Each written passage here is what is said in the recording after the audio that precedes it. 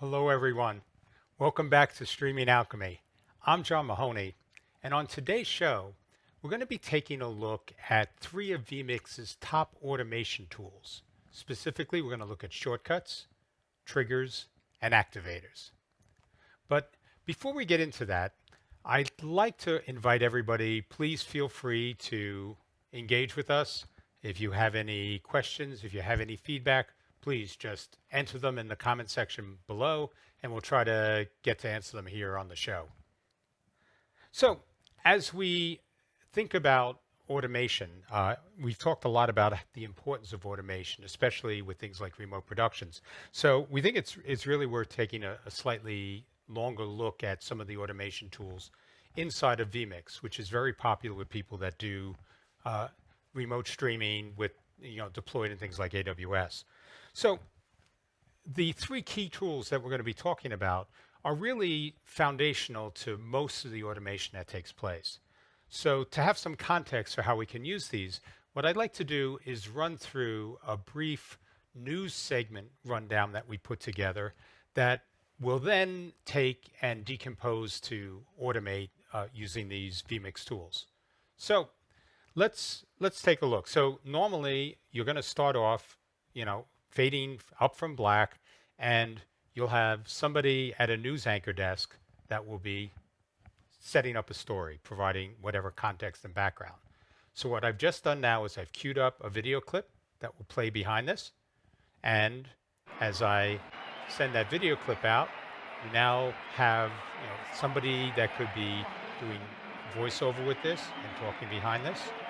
I'm going to be setting up a two-box shot, and I'm going to use merge to bring that in so we have a very smooth transition in with both the video playing and somebody that's involved with the segment that's actually talking. I'm going to bring up a lower third, which will be a bit more descriptive. So finally, esports in the Olympics. And at a certain point, usually a couple of seconds, we'll go and we'll pull that down. I'm queuing up a shot of the person talking here as a full screen. So we'll slide that in and have them talk. If you have multiple videos, this could be something where you may want to switch between this person talking by themselves and talking with different video clips here. And when this segment is done, we'll queue up the anchor desk, fade back to the anchor desk. They'll do whatever sort of end to the segment they want. And then we'll just fade into either black or anything else that, if it's another segment, a commercial, or whatever. So that's really the segment that we're going to be automating against. So just like to welcome both Ken and Richard for joining the show. So thank you very much, both of you, for being here. So let's start to break this down. The first thing we're going to want to do is we're going to want to take and at least automate the sequences that we had in here. So it breaks down into a set of really 5 key things that we did. And that would be, everything from going from the anchor desk to, putting up the lower thirds, things like that. So we're going to use shortcuts to trigger these. And the shortcut is going to basically work off of a key press. When you press a key, that will initiate a shortcut. That shortcut will then initiate some vMix function, which will typically be applied to a specific input or component inside of vMix. And to do this triggering of the shortcuts, what we're going to use is a Stream Deck. So we really love Stream Decks here. We think they're absolutely fabulous. But we set the Stream Deck up in advance, so it is now talking to vMix. And it has 5 different keys that we have set up in advance. So we have one to go to the desk segment where the anchor talks, one to bring on the clip, one to bring on a 2-blocks, which has some involved party and the clip playing together, a button to go full screen with the party that's talking, and then also a button to toggle on and off the lower thirds. So the way we actually set up shortcuts is if you go into the vMix interface, So the upper right hand corner, we have a settings button. So we press the settings button, and down in the menu on the left hand side, there's a segment called shortcuts. So you click on that, and then you have basically a list of all the shortcuts that you may have already put together. In this case, we have nothing here. So let's start by adding the shortcut to bring the Anchor desk camera on air. So when I click add the shortcut, the first thing it's going to ask me is what key do I want to use, have assigned to this shortcut. And you do that by clicking the find button. So when we click the find button, what we're going to do is we're going to go over here and we're going to press on the desk key. And you see that's been detected over here, so we click OK. So now that I've assigned the key, I'm going to tell vMix what function I want to marry to that key. And so what we're going to really do here is we're going to fade on the news desk because I don't have a camera. We're just going to use a video segment that I have here called news desk. So we're going to assign this fade of this segment of this camera to this button. Now there's a few more things before we say OK. The first is that we can give this a title. As you add more and more shortcuts to your productions, having some sort of title could be very helpful. So in this case, we're just going to call this news desk. So when we look down, we'll be able to know what it is. We can add more details like descriptions that will show up. The other thing that we have is we have the ability to say whether the shortcut that we're setting up is going to be local or whether it's going to be global. And all this means is that you would be able to use this shortcut if it's local just in this one vMix production. If you leave this unchecked, it'll be a global shortcut and be available across all of your productions. The other thing that you get here is you have the ability to say whether I just want to have my own default, just whatever icon I have there, or I want to use a thumbnail. So vMix will send a thumbnail back to the buttons that are basically on the Stream Deck here, and that will let me see dynamically what's actually being displayed. In this case, we're just going to use the default. We really don't need that. And we're going to make this a local shortcut. And so I click OK, and now we've added that. So one of the things, Richard, I think, just mentioned, which is very important, we will come back to this, is that inside of each button press, there are actually two triggers that would take place for vMix. One is when you press the button down, and the other is when you release the button. And that will let us do some interesting things, which I'll show later on. But Richard's point is very important. So you can decide whether you want to do something on the button down or do something on the button up.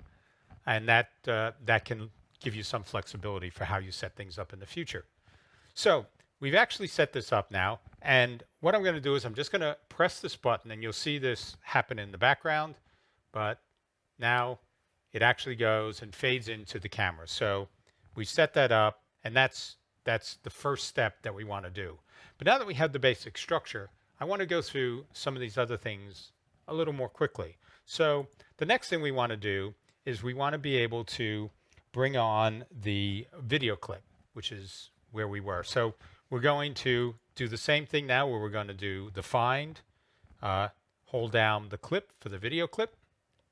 The function we're going to want to do is we're just going to merge this, because this will allow us to do a very smooth transition if we use this with other elements that are the same. So I go over to the transition section, and we look and we see merged is one of the options we have.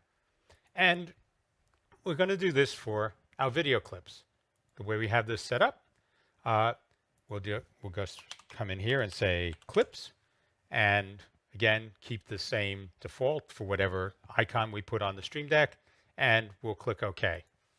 So that was the second step that we did. So if I press this here, you now see we brought that video clip in. So let me see, I may want to just mute that for right now as I go to the next thing. So let me, we'll just get to the next one quickly then. So I don't want to jump out of here. So the next thing we want to do is we want to go to the 2-box. So we're going to come over here. We're going to press a button down for the 2-box. Click OK. And for the 2-box, again, another transition. We're going to do a merge. This time, we're going to do it with the 2-box of the news. Keep to default. We'll say 2-box here. And make that local and click OK.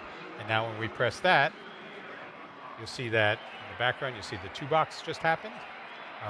The follow on to that is we want to be able to go to the person speaking. So again, another transition. We'll do merge. We're going to set this for the, let's see, the figure talking, and we'll just say talking. And make it local and click OK. So now when I merge to that,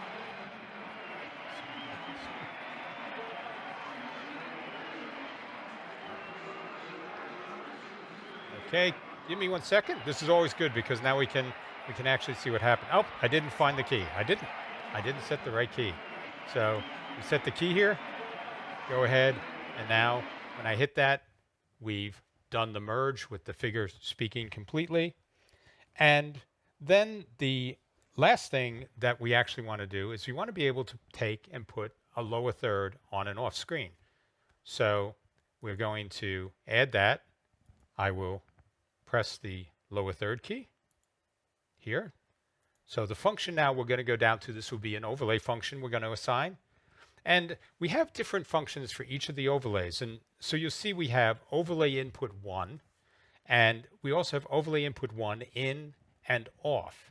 So the difference here is overlay input 1 will act as a toggle key. When I press the button once, it'll bring it on, and when I press it again, it'll bring it off. And that's what we want to use. But you could also set this up where if you just wanted one key to load the lower third and another key to take it off, you could set it up that way as well. So in this case, we just have a little news update, and we'll just say lower third, set this as a local shortcut. And now when we come here, you can see the lower third can pop on and pop off. So what we've effectively done is we set up now a set of shortcuts that will let us, if we sort of go back to our start point here, so we'll set this here and we'll get the anchor camera queued up. So now if you look, I'm just going to be working this in the Stream Deck. I now press the desk clip. I can now switch over to the video clip we had. Go to the 2-box. Bring the person full. I can bring on the lower third and take off the lower third, and then switch back to the news desk, at which point I can just do a fade out. So this now simplified a lot of what we had to do, even though it wasn't challenging. But if we had more complex things that we were doing in there, where we maybe were switching between different lower thirds or rotating between different video segments, having that automation in that could be, would definitely be something that we could do. So Ken, Ken asked a couple of questions here. So there's a difference between the local and the global shortcut. So in a local shortcut, that will apply just to the vMix session that you have there. So if you created a new session, that shortcut would be gone. A global shortcut would apply to any vMix sessions that you create. So if you had certain things that you wanted to do for a show you're doing multiple times, you can actually create those as global. But if you have one-time use things, it would be something that you would just set up as local. And when you create a new vMix session, they'd be gone. So that was an important question. The other thing that Ken mentioned was maybe we could lower the crowd volume. And I always appreciate where people lead me to the next segment. So Ken, thank you. I'll get into that right now. So the next thing that you can use for automation inside of vMix becomes something that's specific to individual clips that you have. So to Ken's point, he wanted to find some way for lowering that crowd volume when we had it up. Now that could be good, clearly because we're doing a demo and I'm trying to talk over that, but this could be something you'd want to do in the show where you may want the crowd volume to be at a normal level when it's the video showing by itself, but when I have somebody else that's talking with it, I may want to lower that. And so what we're going to do to make that happen is we're going to use the next automation tool inside of vMix called triggers. So let's actually go. Triggers, I'm going to put this here. We're going to use a trigger in our toolbox so that when I bring on the official from the Olympic Committee that's going to be talking, that the volume of this video will be lowered. So the way you do that is you click on the gear icon inside the input, and you look on the side, and there's something called triggers here in the side menu. And what triggers will let you do is you can take different actions when different events happen to this specific input. So it can start with something like on completion. So if this were a video, and when the video finished, you'd want something to happen automatically. But it also has things like on transition in, when this video launches, or when this video moves out and it's no longer part of the transition. You can have things when overlays come on and off. You can have things based on audio level for different levels of audio. And you can even have something on countdowns. We're not going to get into that at all today, but that's another thing that we will cover in a future show. So for this case, what we want to do is we want to do something on transition in. And what we'd like to do is, let's call this, it will be an audio function. So I believe it will be set volume to fade. So we're going to tell when you transition in, I want to fade the volume. And what do we want to fade it on? We want to fade it on our video clips. And so which video clip? It'll be the one of the crowds cheering, since that's the one we're using now. And so what it's going to let us do now is define what volume level we want to lower or raise the audio level to, and over what time period we want to actually do that on. So in this case, we're going to turn around and say, I want to lower this to just 30% of the full volume. And then we're going to do this over 2.5 seconds. So we're going to add this. So now I have a trigger set up. So Ken is asking, what's the difference between shortcuts and triggers? So a shortcut assigns a function to a button press. So it's a shortcut key, basically a way I can press a button to make an action happen. A trigger is going to initiate a function based on the state of an input. Is the input just being loaded, or is the input leaving, or is the audio in the input at a certain audio level? So it's going to allow you, without having to manually take any step, which you do with a shortcut, you have to press a button somewhere along the line. It's going to allow you to have some event happen. So the first one we're doing this with is for having the audio volume change. So we've already set this volume fade to go down to a level when this comes in.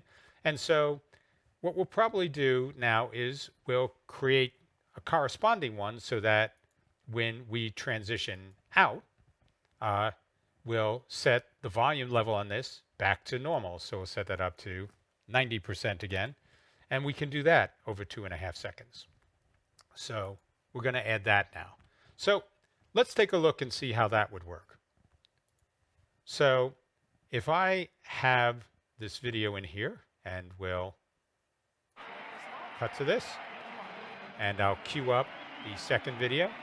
Now, if you look over here at the volume level I have for the video clip, if I now do the merge, you'll see that this video clip volume has now dropped all the way down automatically to just 30%. And if I merge back, you'll now see that the volume level is raising back up to where it was before. So that's a very simple way uh, to make an adjustment. Oh, let me just fade this to black so we're not distracted. Uh, to do an adjustment to some attribute of that input just by virtue of entering it or leaving it. So the other thing though is we could do things that sort of extend outside that input as well. So for instance, when I brought up this up, we also put a lower third over it. So what would be great is if when I bring in the video segment here, the video input here, that lower third could trigger automatically. So let's do that next, and we'll add that in here. So we'll turn around and say, okay, on transition in, what we want to do this time is we want to do an overlay, and we're going to say, I want the overlay to go in, and we're going to apply that to this little news update lower third we have. And we're going to basically say, I want to do this, but I want to delay it coming on for 2 seconds. So this now is going to wait for 2 seconds before that will come on. And because we have transitions ins and outs, what we'll also do is we'll probably move this up 1 level so it's now part of all our transition ins. And what we're also going to want to do, though, is to say we want to do a transition out also. So we have to figure out, we can set this up for overlay input 1 off. Now, let's say we want to have the delay set to 7 seconds. So actually, I had this wrong here. We want to do this on transition in. So it'll all come off at the beginning time. So the transition in, it will wait 2 seconds, bring up the lower third. After that, it will, on this transition in, it'll wait 7 seconds, then take the lower third off. So we're going to add that here. And now let's take a look. When I bring this in, I will send this over. So now you see, without anything, the lower third comes on. Then it's going to wait a number of seconds, and then it'll just disappear. So this now simplified that next step where I'm just triggering what I want to have happen, but within that little segment that I triggered with a shortcut, the triggers on the inputs will now let us do things like lower the volume and put up lower thirds and take them down. And that can all happen through automation along this line. So this hopefully gives you a good sense of some of the things you can do. And this is incredibly powerful because you can assign these things to almost any input and almost any function. There are some limitations, but this allows you to really create automation workflows around different segments in your production that you can then just go to with simple button pushes. So the last thing I wanted to talk about in terms of automation is something called activators. Now, an activator is a slightly different thing than any of the other functions we had. Unlike shortcuts and triggers, activators are simply looking for a state inside of vMix to occur, and then they're shooting off a they're triggering an event that is external to vMix, usually like a light lighting up or a MIDI node to do some type of signaling. So this is something I think that could be very, very useful for operator feedback or for talent feedback if you need to know what's going on. So what we're going to do is, if you remember, we set up the, Chris, thank you for joining us. Great having you here. We had a lower third shortcut we set up. So what we're going to do is we're going to set up an activator so that when the lower third is on the screen, that button will change color and display red. And when it goes off the screen, it'll go back and display a default color, say blue. So if you want to take care of that, this is in global settings. So we're going to go over to activators, which is the last leg, and we're going to add a new activator. So the first thing we're going to do is, like before, we're going to say, what do I want to associate this activator with? And that will be, if we are on our Stream Deck, we're going to click Find, and we're going to press the lower third key. So this is the same button we used before that I'm holding down for lower thirds. So you click OK, and what event do I want? I want to set up first a default event. So what color do I want to make the key by default? Since we're working with a Stream Deck, the type of activator we're going to use is a Stream Deck one on this key. And we're just going to pick a color. So we said blue. So okay, we're going to pick this color blue. And we're going to say, so by default, this button that triggers the lower thirds, that's a shortcut for the lower thirds, is going to be blue. So now, if you take a look at the Stream Deck, this key now has just turned blue. And that's our default state for it. So what we want to do now is say, if I actually have this lower third active, I want to change the color of this. So again, we'll go find and press the same button up here. But this time, the event we want to have is, it's going to be overlay 1. So if overlay 1 is on, and we'll set this for, again, because it's a Stream Deck, we want to turn this button red.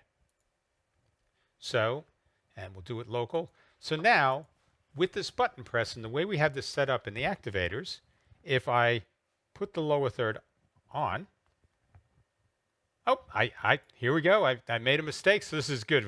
We'll come back in here and fix it. I didn't set it to the correct overlay. So what we're overlaying is news update. So now, what was interesting, as soon as I fix this, you will notice that the button turned red. And if I press that button again, the lower third goes off the screen and it turns back to blue. But here's an interesting thing. What I'm going to do is I'm going to just take the button under it, which has no function involved with it. And I'm going to say, okay, anytime we'll just say, okay, take this button over here. Anytime that we have an overlay 1 come on, which includes the news update, I want you to turn purple. Let's see, we got a purple here somewhere. There we go. So I just set this up now. So now, even though this button here has no function associated with it, when I press this button here, you'll notice that this activated button also turned purple, and I don't have anything associated with it. And when I removed it, it shut off. So this hopefully gives you a clue that the activators don't necessarily have to be used specifically with button presses. They can really be used with just indicators, and that can be something that could be helpful if you need to notify talent or crew that certain things are in certain states. Like, am I streaming? Am I recording? Are my mics unmuted? Is audio bus or certain audio bus? All of those things you can now use. So you could actually set up a Stream Deck where you don't touch a button, but it's simply going to give you feedback on the state of everything that's going on in your production. So, Michael, let's see. Sorry, do you use Stream Deck with without companion? If not, why? So, good question. So, right now we're using this just integrated with vMix. So it's just the standard Stream Deck software with the vMix component, the download setup on it. What we actually prefer, and companion is great, and you can do incredible things. We've been working a lot with something else over here, which I'll just sort of hold up. We actually are working with something called Central Control, which allows us to do a lot of very cool things. We will have a show that specifically dives into Central Control, and that's something that Joe DeMax, who's frequent on a lot of the Facebook sites dealing with video production, he's developed this, and hopefully we'll get him on the show to talk a lot more about it. But We love it, and it's something that does a lot of things that would be similar to Companion, but we think the design and execution on this is really fantastic. So uh, this hopefully gives you a good sense of everything that we talked about. The other thing which is interesting, if you remember, I set up the system here so that uh, this two box that we have here, when it comes on air, would basically allow you to automate the lower thirds coming on and off. So let me just show. We're going to move this back, and then when I bring this back, I think the lower third should come on. And now if you look over here at the Stream Deck, you'll see that it lit up when the automation happened. And as soon as the automation pulled it off screen, it went away. So this can also, when you're using automation, this can let you know when certain things have completed. So if you had different lower thirds that were all going on screen, and you wanted to know when they finished so you could do the next segment, you can use the activators as a way to see that. Michael's central control actually it's a very complex workflow model, but you are allowed to basically attach all different devices across your network. And with those attached devices, you then can send commands between them. So the Stream Deck is one attached device, and there are button pushes on it. They have things like two-state buttons, where if I push a button on the Stream Deck, it can change the state of a two-state button.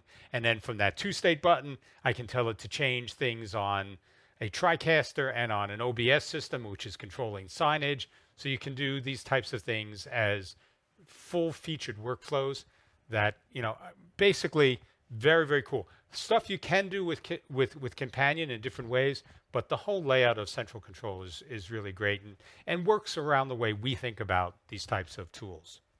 Now, there's one more thing that I wanted to touch on, because Richard had mentioned it about the button presses being up and down. So there are two button presses for everything. So let me just switch back to the Stream Deck over here for a second. I don't know if you can see this, but I had another button here called cough. So something that you'd often use for productions, especially if you're self-hosting, is if you have to cough or sneeze, it'd be nice if you could just reach over, press a button, and you didn't have to share the sound of that cough or sneeze with your entire viewing audience. So that basically is a simple way to mute your live mic, and then when you release it, it will put the mic back on again. So this is a perfect way that you can leverage this up and down states for shortcuts inside of vMix. So let me just show this here. If I go back into shortcuts, what I can do is we're going to add another shortcut. So Chris just mentioned he bought a Stream Deck. I mean, that's a great choice. You will have no regrets. And once you really start to integrate Stream Deck into your productions, you won't believe how you ever survive without having it. They're absolutely fantastic devices. So let's activate this cough button. So what I would do here is I would go and I would press the cough button down for the downstroke. So when that key is pressed in, the function I'd want to use, so in this case, we'll do audio, and I could turn audio, so we'll just do turn audio off. So audio off, and we'll do that. If I had a mic input, that's what I'd use this for. We could say we'll just do it on the news desk for now. And what I would do, though, correspondingly, is I would now go and add basically the same thing, except when I press the cough button, I would press this down, then release it. And so now it's looking at that upward stroke and saying that cough button now is released. So I would do essentially the same thing here. So I would turn audio back on. I would do that for the news desk, and just make that local. So now what will happen is when I press this down, it is activating the audio off. And let's see if we have the news desk. If you look here on the news desk, let me get out of this. If you look here on the news desk where you have the toggle for the mute over here, when I hold this down, it mutes. And when I release my finger, it unmutes. So you have the audio back. So this is a great way to do things like that. But it could also be if you wanted to put something up on screen for a quick call-in number, or to trigger something that was an on and an off type event, you can do that. You can do that here. It can also be used for sound effects or other things that you may want to use. So very simple way using the two states, the down button push and the up button push, with shortcuts to create these types of functions. So that's everything that we wanted to cover here. Hopefully you found this useful. There's a lot more automation capabilities inside of vMix that we really haven't gotten into, especially things around scripting. So that's something we look forward to doing in a future show. But I think with just these three key tools, shortcuts, triggers, and activators, you can go a long way to automating your full production. So that's it for the show. Thank you everyone for joining us. We will be hanging around right after this to answer any questions anybody has. And so please, if you'd like, stick around, and we'll have a more informal chat about whatever topics you'd like. So let's end the show now. We'll see you all next week at the same time, same social channels, and have a great week. Look forward to seeing you all next week.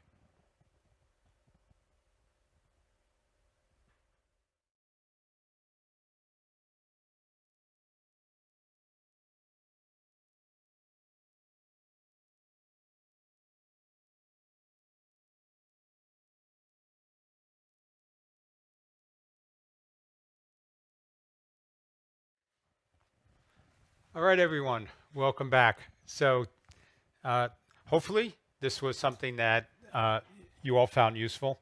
There was, a lot of fun stuff in the show. So this is the sort of stuff where once you get used to automation, your productions, you start to get your ambitions up for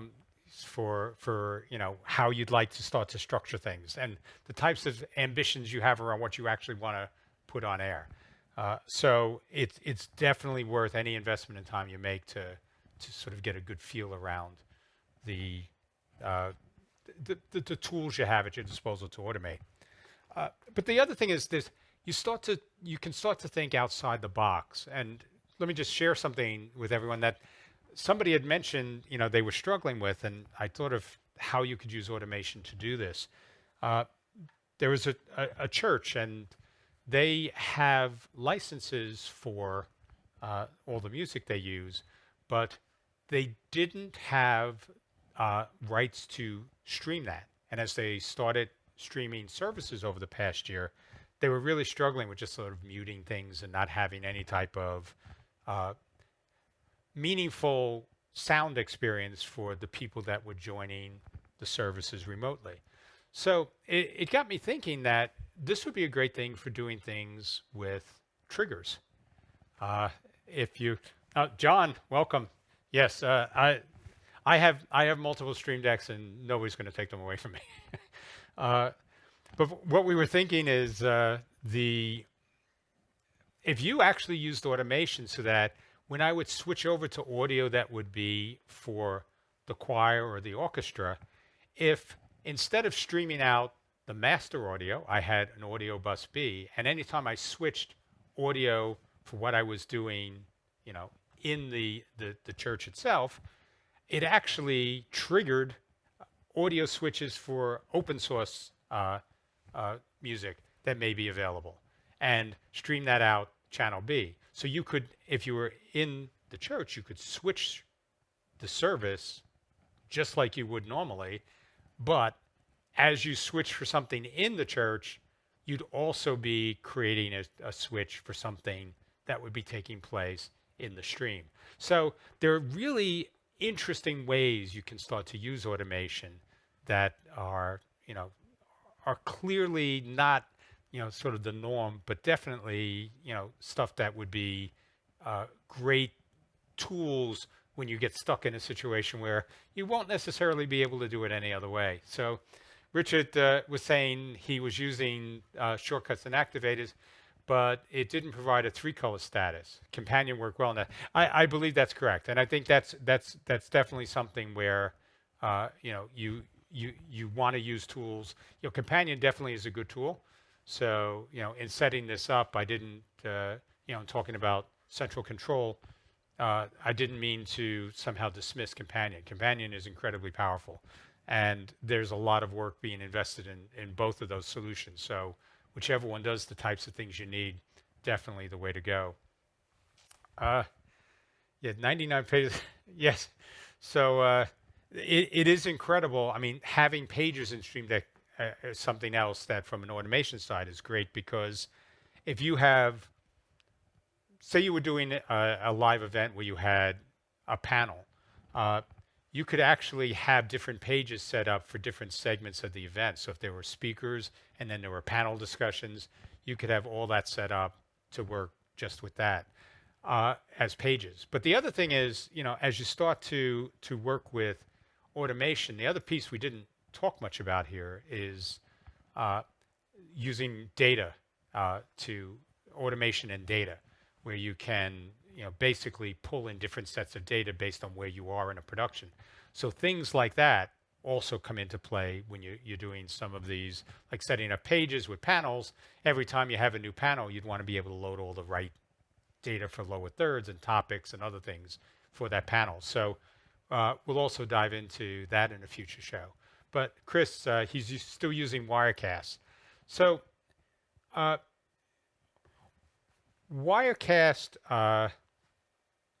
I'm sorry if I'm not exactly sure how you could set that up in Wirecast, but Wirecast has fairly limited automation capabilities. It's not something that if I were to work with people, I would typically steer them to Wirecast if they're going to be doing manual production, because it is a very simple interface for just easily switching, and I believe it works with touchscreen, so it's almost like a push button interface for running productions. But if you wanted to do more complex things, more automation, vMix would probably be a better choice, because it gives you a lot more depth in that space. The other thing in Wirecast is the audio routing outside is fairly limited. They have sort of a monitor audio mix and a live stream main audio mix, but you don't have other audio mixes. So also, if you're going to do a lot more with audio, that probably is something that would be probably a little challenging under Wirecast, but definitely things you can make work if Wirecast is what you're comfortable with. And ultimately, the way we always feel is use the tool that you can be successful and you're comfortable operating, especially because in live things happen, and if you don't really know the tool, it can put you in a difficult position. So Michael is asking, can central control make the same 3-state on the Stream Deck? I'll be honest with you, I don't know for sure. There's a lot of depth in central control, and we haven't actually set that up. There may be ways to do that. I just haven't investigated that, but that's something I'll definitely forward out to Joe, to Max, and see if he would chime in on that. I know he's constantly updating it, so if it isn't there now, it would definitely be something I think they would consider using, because tri-states are things that definitely are very useful. So can you use Stream Deck to page through data sources for lower thirds? You have the ability to trigger all different things using Stream Deck, and so when you set up the data sources for lower thirds, you can absolutely do that with your Stream Deck. We did a show last season on an award show that used data sources. We generated it all from Stream Deck, and it used automation inside of vMix. So, Michael, if you look back in last season's shows, that may give you a lot more detail on how you could set that up and use that. But you definitely can, combine the two to make it all work. So, I really didn't have anything else to add to this. Glad everybody joined me. This has been great engagement, and I love this sort of conversation we get to have on Fridays. So thank you all. But if there are any other questions, we'll wait around a few. Otherwise, we'll wrap things up and see everybody next week.